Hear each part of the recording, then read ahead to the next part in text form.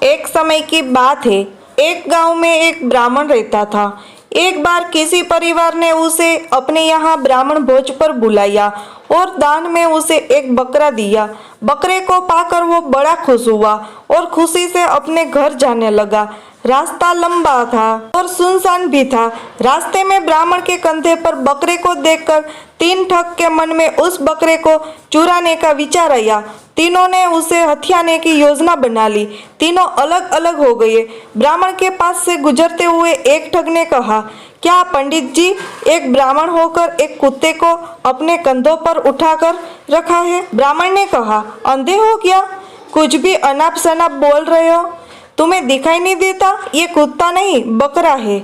इस पर ठग ने कहा, मेरे काम था आपको बताना, आगे आपकी मर्जी। थोड़ी दूर चलने के बाद ब्राह्मण को दूसरा ठग मिला। उसने ब्राह्मण से कहा, पंडित जी, क्या आप नहीं जानते, उच्च कुल के लोगों को अपने कंधों पर कुत्ता नहीं लादना चाहिए। ब्राह्मण ने उसे भी झिड़का दिया और आगे बढ़ गया। थोड़ी और दूर आगे जाने के बाद ब्राह्मण को तीसरा ठग मिला और उसने पूछा, पंडित जी, इस कुत्ते को पीठ पर लाद जाने का कारण क्या है? इस बार ब्राह्मण के मन में शक आया कि कहीं उसकी ही आंखें तो धोखा नहीं खा रही है। इतने लोग तो झूठ नहीं बोल सकते।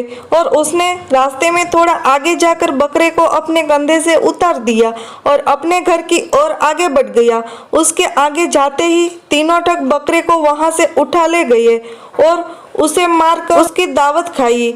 तो दोस्तों, इस कहानी से यह सीख मिलती है कि कई बार झूठ को भी मेजोरिटी में बोलने पर वह सच जैसा मालूम पड़ता है और लोग धोखे का शिकार बन जाता है।